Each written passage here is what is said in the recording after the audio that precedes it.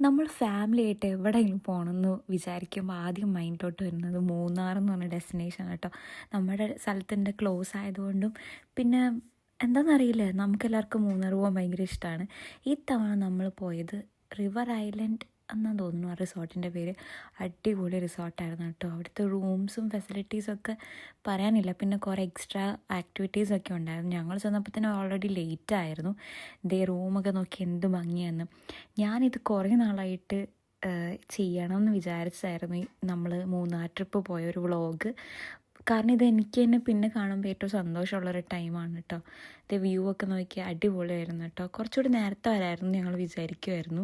പിന്നെ കുറച്ച് എൻ്റർടൈൻമെൻ്റ് ഒക്കെ കഴിഞ്ഞിട്ട് നമ്മൾ ഫുഡ് കഴിക്കാൻ പോയി. അവിടുത്തെ ഡൈനിങ് സ്പേസൊക്കെ എന്ത് ഭംഗിയാണ്. പിന്നെ നമ്മൾ ഫുഡൊക്കെ കഴിച്ച് കുറച്ച് നേരം വർത്താനമൊക്കെ പറഞ്ഞ് അങ്ങനെ എന്തോ ഇപ്പം അതൊക്കെ കാണുമ്പോൾ എനിക്ക് ഭയങ്കര വിഷമം തോന്നുന്നു കേട്ടോ. അങ്ങനെ ഒരു നല്ലൊരു സ്റ്റേക്കേഷനായിരുന്നു അവിടെ.